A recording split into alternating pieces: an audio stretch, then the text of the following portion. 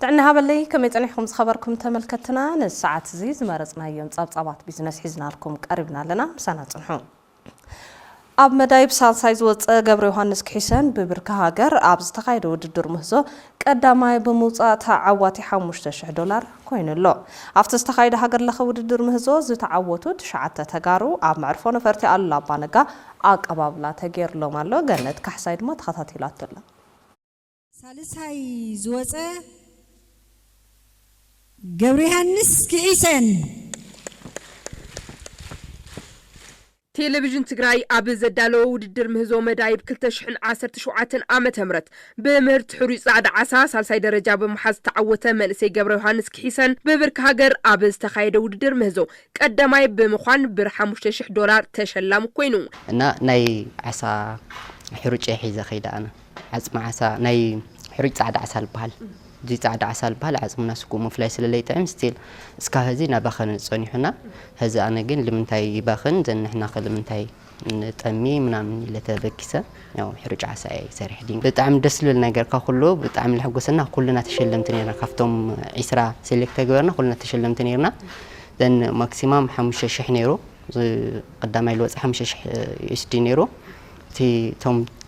بتحتني أو خا زل تحت خا خلت الشيء يسد نيرو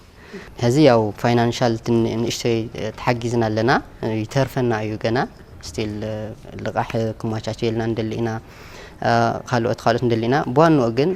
لامريت كنور تخوينا حكم النجار مدايبي بحيلي فنش حلو سلمبر هم من جست ولا حتى توهيو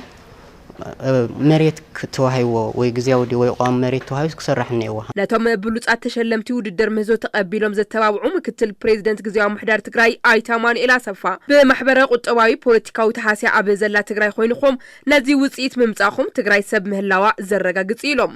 መሐዝ ዘይብሉ ዝመራመር ዝፈጥር ርእስ ዘይብሉ ዓዲ ከዓበይ ይኽእል ዝሃለው ዓይነት ተፈጥሮ ሃፍትን ተዘልዎውን ሪሶርስ ካርስ ዝበሃል ኣሎ ተፈጥሮ ሃፍተ ስርግማን ዝኾነሉ ኩነታት ኣሎ ኣብ ኢንተሌክቹዋል ዘይድህሰስ ከም ዝበለ ናይ ምህዞ ሃፍቲ ዝበዝሕ ናይ ህዝቢ እዩ ንሱ ንሽተይ ዝጥቀም ታ ኢኮኖሚክ ራይቱስ ብጣዕሚ ንሽተይ እያ ንባዕሉ ዝተወሰነ ከም ሃገሩ ሓንቲ ኣይታ ሓንቲ ግዛዕ በልዑ ዝሓድር እዩ ኣብቱ ወዲ ሰብ ኣብዚ ሰብ እዚ ዘሎ ሃፍቲ ግን ንዓዲ ሒዝዋ እዩ ዝወፅእ تلفزيون تግራይን መዳለውቲ መድረኽ መዳይብን ካልኦት መድረክ ተኣካላትን ማሃስትን ተመራመርትን ንምፍራይ ዝገብርዎ ዘለው ስራሕቲ ዝነዓዱ እቶም ምክትል ፕሬዝደንት ከም ግዜያዊ ብምሕዳር ንማሃስቲ ዝጀመሩ ምትባዕ ክቕጽል ኢሎም ማሃስቲ መናእሰይ ናብ ሚድያ ክረኹ ዓቕሚ ከም ዘለዎም ክወዳደሩ ኮንፊደንስ ክፈጥሩ ለካ ተወዳዲርካስ ኣነስ ዓቕመለን እዩ ክብሉ ዝኾኑ ጉድለታት ሃልይዎም ዘይረኣይዎ ኤርያ ክርእዩ ነተን ጉድለታት ክእርሙ ኮንፊደንስ ቢልድ ክገብሩ ዝግበር ዘሎ ጻዕርታት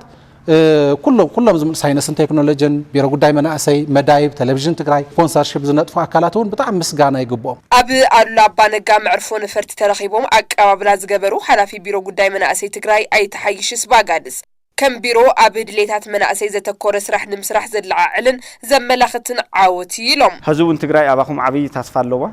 ካልኦት ከማኹም ዝምህዙ ዝነጥፉ ኣፈጠራ ተዋፊሮም ዘለውን ድጋፍ ተዝረኽቡ ብፋይናንስ ብሞራል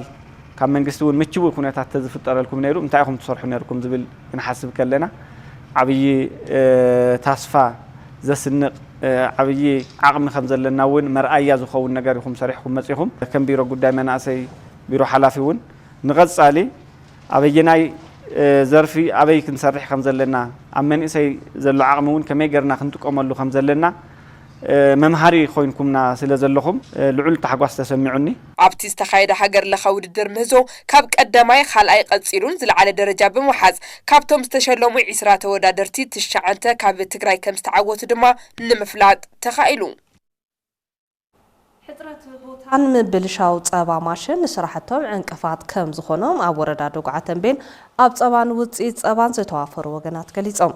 ኣብ ጸባን ውጽኢት ጸባን ዘለው ጸገማት ንምፍታሕ ድማ መፍረይቲ ማእኸላት ንምጥያሽ ይሰርሕ ከም ዘሎ ቢሮ ሕርሻን ሃፍቲ ተፈጥሮ ትግራይን ሓቢሩ ንስሓ ተስፋይ ከም ዝስዕብ ክተቕርበልና أبي زبان وزيد زبان أنت توفير كذا حشق وطوارب حاكم زلون أبي سرحتهم جن بحزرة بوتان مبلش عمس نحس أبا ماشينن نسرحتهم عنكفات كم زخونهم أبو وردا دوق عتنبين أبز زفر استوافر وجنات تقليتهم خالي حرشاوي لا قليل بزين من حدر طعم صفق لو تقلن كفت زين ناي نقوه 10 لتر ناي مشيت 5 كذا زين عشان اشتي كأتن كذا خالي سرحتي نأتن الشيء لا أتن ترفي اشتي قال حيت بوت حيت خيقة عيال ما قحف منهم يليك مس قروة وبدلا أو رجوتهم طريق وقف بلالته أو سفر خوينو طعم لو دي شتت ما قحف يلنا سفر طعم صبينا يلا هذي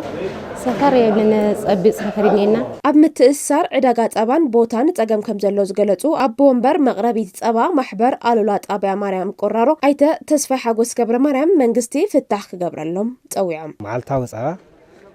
مسناي هاجر سلامون سوهرنا يخونة تسلزلو شعير 400 لتروني ناماتيو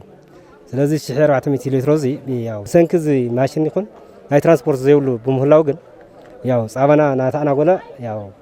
ውልቀ ነጋሪና ሆነ ውልቀ ነጋሪ ተረባህት ይሆን ነው ማለትም ናይቲ ትራንስፖርት ዋላ ብዝኾነ ይኹን መንገዲ ተዝሕጎዘና ታቦታ ቁጥር ሓደ ግን ታቦታውን ተፍታሕተ ትግበረና ማለት እዩ ገንዘቢ ሰቢ ባሕር ስለ ዝነብራ ዘለዋ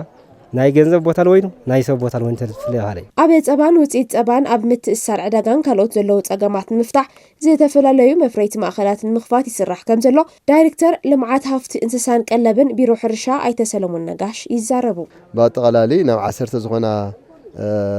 ማሕበራት እየን ዘለዋ ስለዚ ብጠቅላላ ድማ ሓደ ማሕበር ተሰሪሕ ለው ዝኸባቢ ዚኣተ ማእኸለን ማለት እዩ ዛኔናያ ቦታ ንኩለን ዚኣተ ማእኸለን ስለዚ ዚኣ ድማ ብዝተፈላለዩ መንገዲ ሓደ ብጥረ ጸባ ብምሻጥ ካልኣይ ናብ ዝተፈላለዩ ናይ ጸባ ውፅኢታት ናብ ርግኦ ናብ ጠስሚ ናብ ዝተፈላለዩ ድማ እዚኦም ፕሮሰስ ናገሩ ናይ ምሻጥ ኩነታት ኣሎ ማለት እዩ ናይ ጸባ ፕሮሰሲንግ ፕላንት ኣብ መቐለ ማእኸል ተገይሩ ኣብ ውቕሮ እውን ብተመሳሳሊ ከምኡ ኣብ ክልተ ውላዕሎ ኣብዚ ናይ ፅራእ ወንበርታ ተሰሪሑ ጸባ ፕሮሰስ እናተገበረ ኣብ ሱፐርማርኬታት ዝሽየጠሉ መንገድታት እዩ ዝሕሰብ ዘሎ ማለት እዩ ስለዚ ዘለዋ ማሕበራት ግን እቲ ማሕበር እዚ ተጠናኺሩ